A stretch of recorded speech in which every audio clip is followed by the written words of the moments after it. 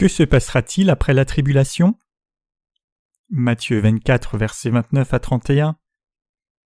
Et aussitôt après la tribulation de ces jours-là, le soleil sera obscurci et la lune ne donnera pas sa lumière, et les étoiles tomberont du ciel, et les puissances des cieux seront ébranlées, et alors paraîtra le signe du Fils de l'homme dans le ciel, et alors toutes les tribus de la terre se lamenteront et verront le Fils de l'homme venant sur les nuées du ciel, avec puissance et une grande gloire, et il enverra ses anges avec un grand son de trompette, et ils rassembleront ses élus des quatre vents, depuis l'un des bouts du ciel jusqu'à l'autre bout. Nous allons regarder le passage des Écritures d'aujourd'hui, et nous allons étudier ce qui se passera après la tribulation et ce que Dieu veut nous enseigner à ce sujet. Le Seigneur a dit « Et aussitôt après la tribulation de ces jours-là, le soleil sera obscurci, et la lune ne donnera pas sa lumière, et les étoiles tomberont du ciel, et les puissances des cieux seront ébranlées. » La première partie de Matthieu 24 dit que beaucoup d'entre nous qui sommes nés de nouveau seront morts, et que d'autres qui seront vivants subiront des difficultés et de la persécution indicible de la part des gens jusqu'à la fin. Ceux qui sont vivants ne souffriront pas de la mort physique jusqu'à ce qu'ils aient reçu le salut. Quand la tribulation viendra sur cette terre, il y a des gens de Dieu qui seront martyrs, et certains se cacheront même dans les égouts sous terre jusqu'au jour de la venue du Seigneur. Simplement, ce monde à ce moment-là sera dans un chaos total. Qu'a dit le Seigneur au sujet de la façon dont les choses se dérouleront après la tribulation? Premièrement, il a dit que le soleil s'obscurcirait, et il a aussi dit que la lune ne donnerait plus sa lumière, que les étoiles tomberaient du ciel, et que les puissances du ciel seraient ébranlées. Cela signifie que la prédication de l'Évangile deviendra impossible pendant ce temps où le peuple de Dieu et ses serviteurs qui sont nés de nouveau souffriront de la mort dans les mains des serviteurs de Satan. Le Seigneur laissera-t-il cet univers indemne à ce moment-là? Il est dit que le soleil et la lune dans le ciel ne donneront pas de lumière. Cela nous enseigne que Dieu fera cela immédiatement et soudainement, et il dit aussi que les étoiles tomberont du ciel et que les puissances du ciel seront ébranlées. Cela signifie que l'harmonie de l'univers que Dieu a créé se brisera. Dans le système solaire, toutes les planètes tournent autour du soleil, mais le Seigneur nous enseigne que l'ordre de l'univers se brisera après la tribulation. C'est pour cela que nous devons accepter cet enseignement et le garder dans nos esprits. Que se passera-t-il si le soleil ne brille pas et ne donne plus sa chaleur si nécessaire? Que se passera-t-il sur la terre? Ce sera un endroit très sombre, n'est-ce pas? Qu'en est-il des plantes et des arbres? Ils mourront tous. Qu'en est-il des gens? S'il n'y a pas de plantes, les gens ne pourront plus vivre non plus. Et que se passera-t-il si la lune n'illume plus la nuit? Ce sera un monde toujours profondément sombre. Le Seigneur nous enseigne ce qui arrivera après la tribulation ici sur la terre. Ce serait injuste si le monde continuait de toute façon, même après que ceux qui sont nés de nouveau aient souffert de la tribulation. Mais la Bible nous informe que le monde sera détruit immédiatement.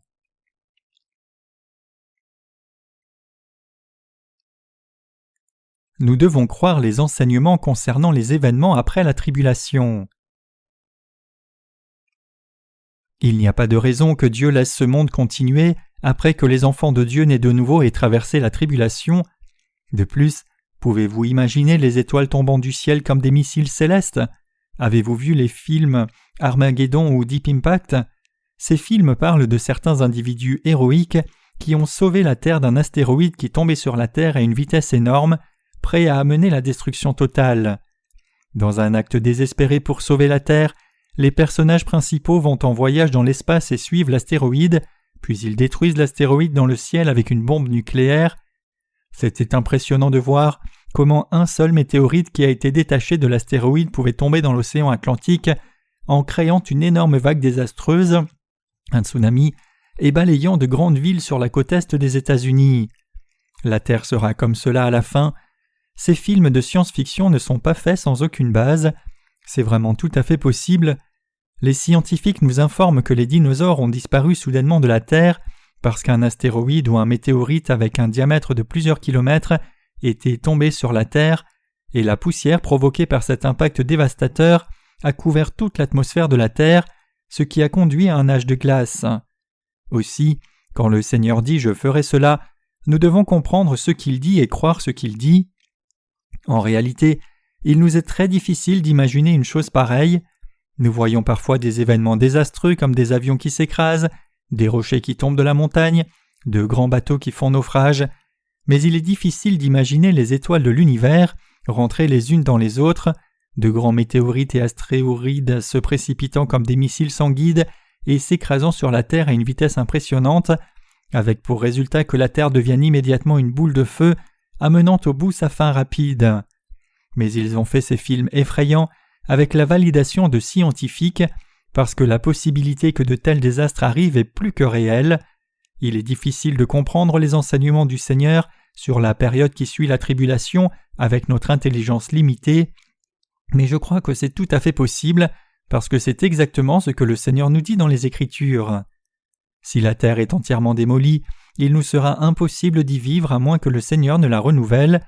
C'est pour cela que l'expression « Voici je fais toutes choses nouvelles » se trouve dans le livre de l'Apocalypse, Apocalypse 21, verset 5.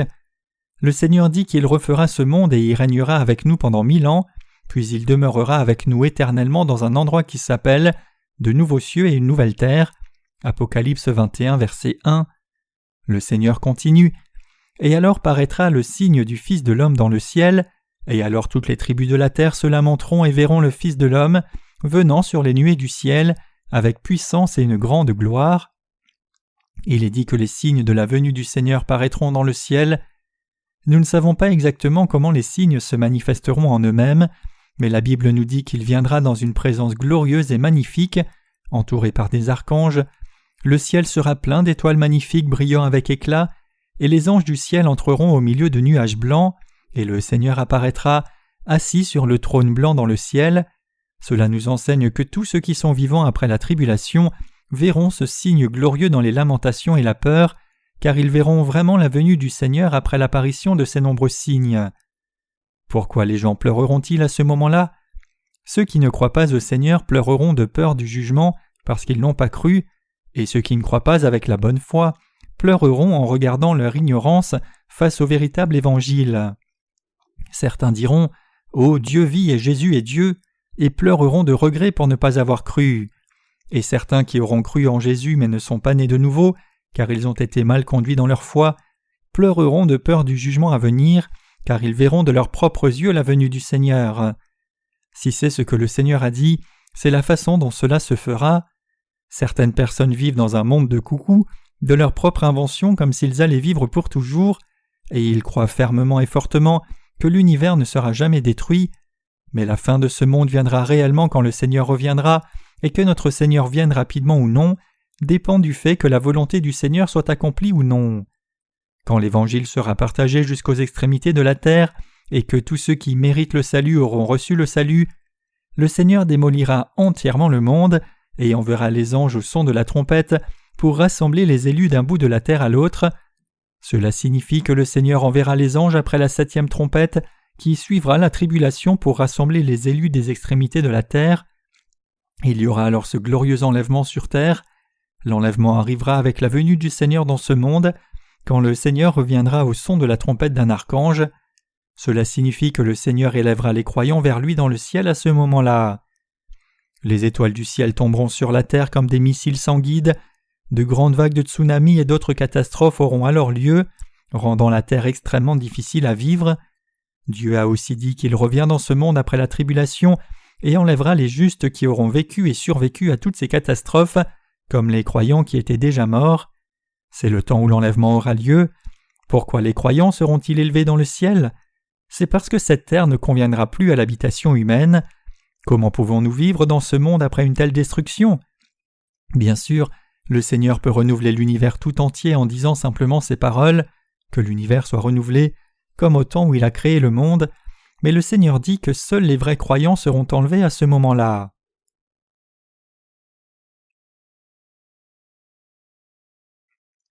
L'enlèvement. L'apôtre Paul dit en 1 Thessaloniciens chapitre 4 que notre Seigneur enlèvera les croyants au son de la trompette d'un archange. Il est dit que les croyants seront élevés vers le ciel. Regardons maintenant à 1 Thessaloniciens 4 versets 13 à 18 ensemble. « Or nous ne voulons pas, frères, que vous soyez dans l'ignorance à l'égard de ceux qui dorment, afin que vous ne soyez pas affligés comme les autres qui n'ont pas d'espérance. Car si nous croyons que Jésus mourut et qu'il est ressuscité, de même aussi avec lui, Dieu amènera ceux qui se sont endormis par Jésus. Car nous vous disons ceci par la parole du Seigneur, que nous les vivants qui demeurons jusqu'à la venue du Seigneur, nous ne devancerons aucunement ceux qui se sont endormis, car le Seigneur lui-même, avec un cri de commandement, avec une voix d'archange, et avec la trompette de Dieu, descendra du ciel, et les morts en Christ ressusciteront premièrement, puis nous les vivants qui demeurons, nous serons ravis ensemble avec eux dans les nuées à la rencontre du Seigneur en l'air, et ainsi nous serons toujours avec le Seigneur. Coussonnez-vous donc l'un l'autre par ces paroles. Nous devons comprendre ce que le Seigneur nous dit au sujet des choses qui arriveront après la tribulation dans la parole, qui est rapportée dans les Écritures. Le Seigneur dit à travers Paul, « Car le Seigneur lui-même, avec un cri de commandement, avec une voix d'archange, et avec la trompette de Dieu descendra du ciel, et les morts en Christ ressusciteront premièrement, puis nous les vivants qui demeurons, nous serons ravis ensemble avec eux dans les nuées à la rencontre du Seigneur en l'air, et ainsi nous serons toujours avec le Seigneur. » 1 Thessaloniciens 4, versets 16 à 17. La parole déclare clairement que les signes de la venue du Seigneur paraîtront après la tribulation, quand le soleil perdra sa lumière et sa chaleur, que la lune aussi abandonnera sa lumière, et que les étoiles tomberont. Les Écritures nous disent aussi qu'il descendra dans ce monde avec un archange et au son de la trompette, et enverra les anges rassembler les élus de Dieu des extrémités de la terre. Ici, le mot « rassembler » signifie en réalité l'enlèvement. Quand nous regardons cela, nous voyons que notre Seigneur nous enlèvera après la tribulation quand la fin sera très proche. Dieu commande aux anges de rassembler tous les élus de Dieu d'un bout de la terre à l'autre. Les mots « élus de Dieu » désignent ceux qui ont reçu le salut en croyant dans le seul vrai évangile de l'eau et du sang de Jésus-Christ dans leur cœur. Dieu fait cela pour accomplir son objectif de les recevoir comme ses enfants et de finalement vivre avec eux pour toute l'éternité. Ces paroles de Dieu signifient qu'après la tribulation, il enverra les anges pour rassembler tous les élus en Christ, ceux qui ont reçu le salut et la vie éternelle et sont devenus des enfants saints de Dieu en croyant dans son évangile de l'eau et du sang, puis les enlèvera tous. Ceux qui sont nés de nouveau seront définitivement enlevés après la tribulation. Même si vous n'avez jamais expérimenté le vol en avion, Dieu vous fera voler à grande vitesse à ce moment-là. Tous les gens en surpoids seront enlevés, y inclus les gens trop maigres qui seront enlevés aussi. Ceux qui sont nés de nouveau seront enlevés indépendamment de leur poids. Les Écritures nous disent que seuls les enfants de Dieu qui sont nés de nouveau d'eau et d'esprit seront enlevés. Ceux qui croient dans l'eschatologie selon leur propre ligne directrice, fabriquée par les hommes, interprètent les 144 000 du livre de l'Apocalypse comme croyant de leur propre dénomination respective. Certaines dénominations de ce monde donnent même des cartes d'identification comme preuve de ceux qui sont élus pour être enlevés, et certains de ces groupes ont déjà distribué des cartes de membres au-delà de ce nombre, et si tel était le cas, cela signifie qu'ils n'ont plus besoin d'évangéliser. Ces déclarations d'hommes n'ont pas de sens du tout. Même parmi les évangéliques, il y a beaucoup de confusion au sujet de l'enlèvement. Nous devons simplement croire exactement selon la parole donnée dans les Écritures. Que disent les Écritures au sujet de l'enlèvement ? Les Écritures disent clairement que seuls les enfants de Dieu qui sont nés de nouveau d'eau et d'esprit seront enlevés. Concernant le nombre de 144 000 qui est enregistré dans le livre de l'Apocalypse, c'est le nombre qui désigne les personnes de chaque tribu israélite qui recevront le salut au temps de la fin. Apocalypse 7, verset 4. Et le nombre de gentils qui recevront finalement le salut pendant la grande tribulation sera innombrable, comme il est écrit. Après ces choses je vis, et voici une grande foule que personne ne pouvait dénombrer, de toute nation et tribu et peuple et langue, se tenant devant le trône et devant l'agneau, vêtus de longues robes blanches et ayant des palmes dans leurs mains. Apocalypse 7, verset 9. Les gens parviennent généralement à une conclusion fausse et insensée parce qu'ils interprètent les Écritures de n'importe quelle façon, comme ils veulent. Une chose au sujet de laquelle la Bible est extrêmement claire, c'est qu'une personne qui a du péché dans son cœur ne sera pas enlevée, quelle que soit sa dénomination.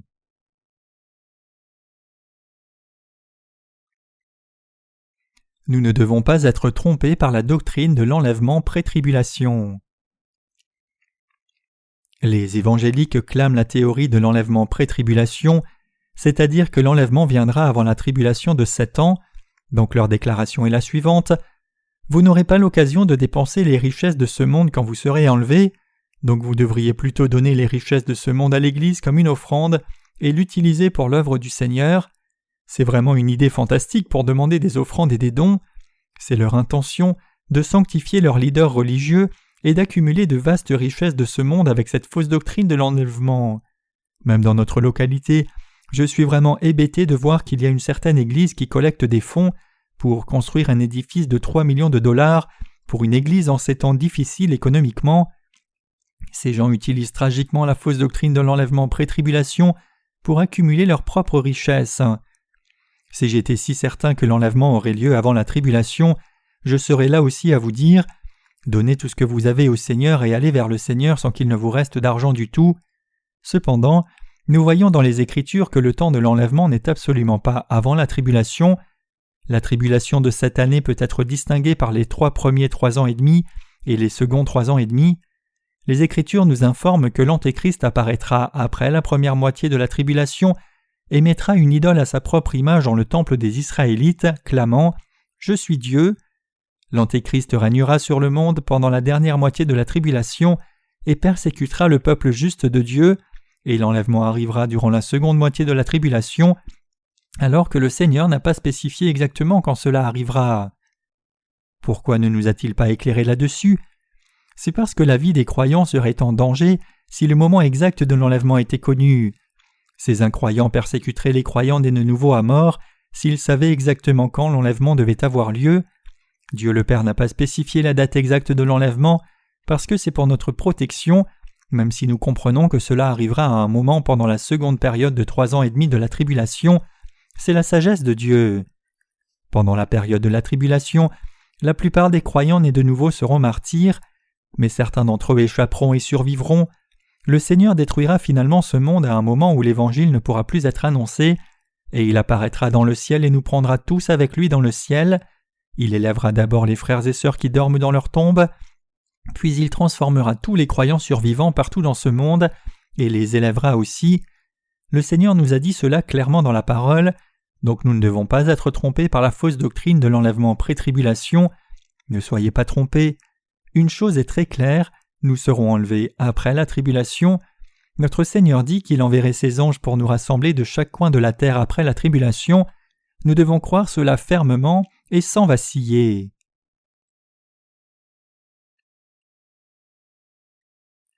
Que se passera-t-il au temps du 3e sceau et du 4e sceau ? Lisons Apocalypse 6, versets 5 à 11 ensemble. « Et lorsqu'il ouvrit le 3e sceau, j'entendis le 3e animal disant « Viens et vois ». Et je vis, et voici un cheval noir, et celui qui était assis dessus ayant une balance dans sa main, et j'ouïs comme une voix au milieu des 4 animaux disant « Une mesure de froment pour un denier et 3 mesures d'orge pour un denier, et ne nuis pas à l'huile ni au vin. » Et lorsqu'il ouvrit le 4e sceau, j'entendis la voix du 4e animal disant « Viens et vois ». Et je vis, et voici un cheval livide, et le nom de celui qui était assis dessus est la mort, et l'Hadès suivait avec lui, et il lui fut donné pouvoir sur le quart de la terre, pour tuer avec l'épée, et par la famine et par la mort, et par les bêtes sauvages de la terre. Et lorsqu'il ouvrit le 5e sceau, je vis sous l'autel les âmes de ceux qui avaient été égorgés pour la parole de Dieu et pour le témoignage qu'ils avaient rendu, et elles criaient à haute voix disant « Jusque à quand, ô souverain, saint et véritable, ne juges-tu pas et ne venges-tu pas notre sang sur ceux qui habitent sur la terre ?» Et il leur fut donné à chacun une longue robe blanche, et il leur fut dit qu'ils se reposassent encore un peu de temps, jusqu'à ce que, et leurs compagnons d'esclavage et leurs frères qui devaient être mis à mort comme eux, fussent au complet. Le verset 5 déclare qu'un cheval noir est apparu quand le 3e sceau a été ouvert, et le cheval noir ayant une balance cria « Une mesure de froment pour un denier et 3 mesures d'orge pour un denier ». Ces paroles signifient qu'il y aura encore une grande famine. Les Écritures continuent. « Et lorsqu'il ouvrit le 4e sceau, j'entendis la voix du 4e animal disant « Viens et vois ». Et je vis, et voici un cheval livide, et le nom de celui qui était assis dessus est la mort, et l'Hadès suivait avec lui. La période où le 4e sceau est ouvert est le temps où les événements qui suivent la tribulation se dérouleront. La période où le 3e sceau sera ouvert est le temps où nous souffrirons de la tribulation. Le temps du 3e sceau, c'est quand il y aura des désastres, des tremblements de terre, des famines et autres calamités, Et le temps après la tribulation, c'est quand nous serons martyrs. Beaucoup de gens souffriront de la mort au moment où le cheval pâle apparaîtra. Il y aura l'enlèvement à ce moment-là, mais le Seigneur continuera de repousser le temps de l'enlèvement jusqu'à ce que le nombre de vrais croyants qu'il désire soit atteint. Ce nombre sera cependant atteint très rapidement, et ceux qui ont déjà été martyrs seront mentionnés quand le 5e sceau sera ouvert. Que se passera-t-il quand le 6e sceau sera ouvert ? Nous devons trouver la réponse dans les Écritures. Regardons Apocalypse 6, versets 12 à 17. « Et je vis, lorsqu'il ouvrit le 6e sceau, et il se fit un grand tremblement de terre, et le soleil devint noir comme un sac de poils, et la lune devint tout entière comme du sang, et les étoiles du ciel tombèrent sur la terre, comme un figuier agité par un grand vent jette loin ses figues tardives. Et le ciel se retira comme un livre qui s'enroule, et toute montagne et toute île furent transportés de leur place, et les rois de la terre, et les grands, et les chefs militaires, et les riches, et les forts, et tout esclave, et tout homme libre, se cachèrent dans les cavernes et dans les crochets des montagnes, et ils disent aux montagnes et aux rochers, « Tombez sur nous et tenez-nous cachés de devant la face de celui qui est assis sur le trône, et de devant la colère de l'agneau, car le grand jour de sa colère est venu, et qui peut subsister ?» Nous pouvons voir dans ce passage qu'il y aura un grand nombre de martyrs après la première partie de la tribulation de 7 ans, et que l'enlèvement aura lieu juste après cela. Nous ne devons pas être trompés au sujet de ces questions. Il y a beaucoup de gens autour qui prétendent être nés de nouveau et avoir reçu le salut, mais la réalité, c'est que ceux qui ne sont pas nés de nouveau par l'évangile de l'eau et de l'esprit n'ont pas le Saint-Esprit en eux. Ceux qui n'ont pas l'Esprit en eux ne sont absolument pas les justes. Peu importe combien ils clament qu'ils n'ont pas de péché, vous devez vraiment devenir les justes et ne pas seulement prétendre être justes superficiellement. Que nous dit la parole de Dieu en Matthieu 24, verset 41 ? « 2 femmes moudront à la meule, l'une sera prise et l'autre laissée. » Ce verset signifie que Dieu regardera dans le cœur des gens et verra s'ils ont ou non reçu la rémission des péchés par son évangile de l'eau et de l'esprit et ont ainsi le Saint-Esprit en eux, et il prendra seulement ceux qui ont l'Esprit en eux. Ceux qui clament être nés de nouveau seulement des lèvres ne seront pas enlevés. Une chose que nous devons comprendre clairement, c'est que ceux qui disent « N'accumulez pas de richesses, donnez tout ce que vous avez au Seigneur parce que vous serez enlevés avant la tribulation » sont de faux prophètes. Et ceux qui clament avoir reçu la rémission des péchés sans le Saint-Esprit en eux ne sont pas vraiment les justes devant le Seigneur. Nous devons aussi comprendre le fait que la tribulation telle que mentionnée dans la Bible arrivera réellement, et nous devons croire dans la venue du Seigneur, vivre fidèlement en servant l'Évangile et préparer nos cœurs. Le Seigneur nous dit « Soyez prêts car le Fils de l'homme vient à un moment où vous ne l'attendez pas ». Nous devons faire exactement ce qu'il nous dit de faire. Ce sont des temps dans lesquels nous vivons beaucoup de tromperies, propagées par de faux prophètes. Ils nous disent « C'est le temps qui précède la tribulation maintenant, mais nous serons enlevés avant la tribulation parce que nous sommes nés de nouveau. Nous irons de toute façon dans la présence du Seigneur, donc donnons toute la richesse matérielle au Seigneur et préparons-nous à rencontrer le Seigneur. » Il continue à tromper les gens de cette façon. Il y aura une chose de plus qui arrivera dans le monde, quand les gens oublieront leurs familles respectives et les écoles, pour se rassembler seulement à l'église et crier « Seigneur, Seigneur !» comme la mission d'amis. Parce que ces phénomènes arrivent de plus en plus de nos jours, nous devons être encore plus concentrés et mener nos vies avec une plus grande consécration à l'évangélisation. Nous devons croire au fait que l'enlèvement est un événement qui arrivera quand la fin du monde sera imminente, et nous devons être fidèles dans nos responsabilités jusqu'au jour où nous ne serons plus en mesure de prêcher l'Évangile, et à la période finale, le gouvernement uni du monde fera tout ce qui est en son pouvoir pour persécuter les croyants justes et tordre la vraie foi. En ce temps, les serviteurs de Dieu seront persécutés d'abord, et beaucoup de martyrs iront devant le Seigneur. Mais je vous dis, n'ayez pas peur. Bien que certains partiront avant d'autres, notre destination finale a déjà été décidée. Ne soyez pas trompés par ces fausses doctrines sur l'enlèvement et tenez ferme jusqu'à la fin. Dans le christianisme, il y a beaucoup de choses étranges qui arrivent de nos jours parce que les faux prophètes ont beaucoup diffusé leurs fausses doctrines. Beaucoup ont vendu leur maison et même divorcé parce qu'ils sont tombés dans les fausses doctrines de l'eschatologie. Les faux prophètes qui prétendent être justes seulement des lèvres sont des tares que Satan a plantés dans le monde. Leur but est de fermer le cœur des gens pour qu'ils ne croient pas au fait que les temps de la fin sont très proches. Je désire sincèrement que vous réalisiez tous que nous devons vivre par la foi parce qu'il ne nous reste pas beaucoup de temps dans ce monde. Ce que je veux dire par là, c'est que nous devons concentrer nos efforts davantage et servir l'Évangile par la foi. C'est plus bénéfique si vous ne quittez pas votre travail ou vos affaires que vous faites pour vivre maintenant, mais que vous travaillez plutôt dur. Aussi, en même temps, donnez votre cœur au partage de l'Évangile par la foi et utilisez votre argent que vous avez gagné pour servir le Seigneur et amener les gens à Christ, plutôt que de le dépenser pour vous-même comme avant d'être sauvés. Voici quelques paroles sages d'encouragement. Faites selon que votre foi vous conduit concernant le reste de votre vie. Nous devons néanmoins prendre soin de nos propres familles, travailler dur, gagner de l'argent et nous occuper de nourrir nos enfants. Par la force que le Seigneur nous donne, nous devons servir le Seigneur de tout notre cœur, de toute notre âme, de toute notre capacité physique et avec tout ce que nous avons. Nous devons servir le Seigneur avec notre foi et avec notre temps. Encore je vous répète, faites bien les choses pour votre famille et dans votre vie sociale, mais ne quittez pas l'Église. Servez l'Évangile dans une même pensée et dans un même but avec votre ministère et l'Église, et partagez l'Évangile avec autant de personnes que possible. Partagez-le avec les membres de votre famille pour que votre maison entière soit sauvée. Travaillez avec l'Église de tout cœur. C'est une grande bénédiction quand vous devenez une même pensée avec votre ministère dans l'Église. Comprenez-vous cela? Ne dites pas que vous allez vendre votre maison et donner tout le gain à l'Église. Ce type d'action ne sera d'aucun bénéfice à l'Évangile. Ne remplissons pas nos têtes de non-sens parce que la venue du Seigneur est proche, mais marchons par la foi diligemment et partageons l'Évangile avec chaque personne qui passera jusqu'au jour où nous rencontrerons le Seigneur. Quand le monde sera presque entièrement détruit, les étoiles du ciel tomberont comme des missiles sans guide, des guerres nucléaires éclateront, la terre s'ouvrira et cette terre deviendra une décharge remplie de pleurs et d'agonie. Et alors notre Seigneur paraîtra dans le ciel et nous serons enlevés. Vous devez toujours vous rappeler que vous ne pouvez pas faire tout ce que vous voulez en ne témoignant pas aux autres, juste parce que vous savez maintenant que le temps de la fin est très proche. Sachant que ceux qui sont nés de nouveau seront enlevés et auront la vie éternelle, nous devons continuer de vivre dans ce monde avec espérance. Au moment où le Seigneur apparaîtra, nous serons tous transformés en un corps saint comme Dieu et serons enlevés.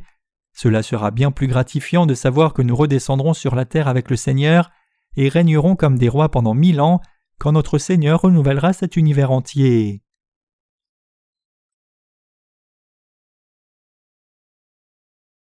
Diffusons l'Évangile à toute personne jusqu'à la fin du monde. Savez-vous que c'est la volonté de Dieu que tous ceux qui vivent sur cette terre soient sauvés? Le Seigneur a dit qu'il viendrait après que cet Évangile ait été prêché dans le monde tout entier. Comment les gens de ce monde pourraient-ils être sauvés si nous étions enlevés avant la tribulation? Si nous n'évangélisons pas en diffusant cet Évangile, qui le fera? Est-il possible à une personne qui n'a pas reçu la rémission des péchés de partager ce vrai Évangile? Absolument pas, ce n'est pas possible. Comment une personne peut-elle proclamer cet Évangile sans le connaître? Comment quelqu'un peut-il témoigner de l'Évangile sans y croire? Une personne qui n'a pas reçu la rémission des péchés recevra la marque de l'Antéchrist. Alors qui seront ceux qui sont martyrs? Il y a beaucoup de martyrs mentionnés dans le livre de l'Apocalypse. Ceux qui ont reçu la marque de l'Antéchrist seront-ils martyrs? Non, cela n'a pas de sens du tout.